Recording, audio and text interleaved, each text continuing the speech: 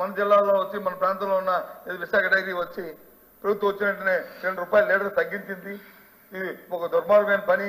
దయచేసి అంటే కమిటీ వేసాము, ఇది హౌస్ కమిటీ వేసామండి, అందులో హౌస్ కమిటీ వేసి మమ్మల్ని కూడా చేర్చండి అంటే చేరుస్తానని చెప్పి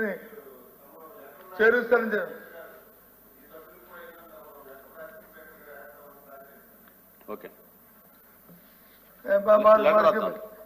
ఒకసారి 2 సార్లు కూడా నిపుణులు చేశాను అధ్యక్ష అంటే ఇంకోలా అపార్థం చేసుకోవద్దు. ఎందుకంటే ఇది రెస్పాన్సిబిలిటీ, ఇది కలెక్టర్ రెస్పాన్సిబిలిటీ. మీరు చేసినా మేము చేసినా ఎవరు చేసినా అల్టిమేట్ గా బెనిఫిట్ పొందవలసింది రైతు. రైతు మంచి జరిగిందా లేదనేది మనకు కావాలి.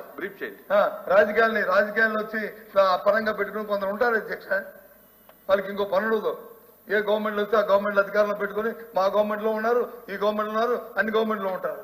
అది ఒకటే సింగిల్ పాయింట్ ఎజెండా. అలాంటి వాళ్ళని మనం దృష్టిలో పెట్టుకుని అల్టిమేట్ గా లాభం ఏదో నష్టం ఏదో అనేది చూసుకోవాల్సిన అవసరం ఉన్నది అనేది నా అభిప్రాయంగా తమకి వ్యక్తపరుస్తాను. ఏదో ఒకళ్ళు వచ్చి ఇంద్రులు ఇంకోటి వచ్చి చంద్రులని కాదు ఇక్కడ డిస్కషన్ ఈ ఆలోచనతో.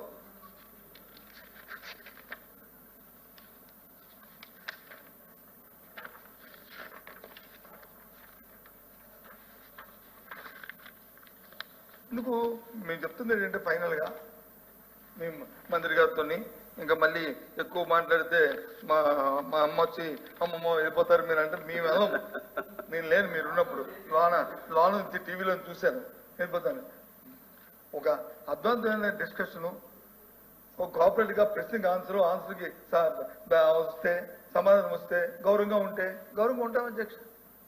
మేమేమి మా బాధ్యత కాదు. మా బాధ్యత ఏంటి?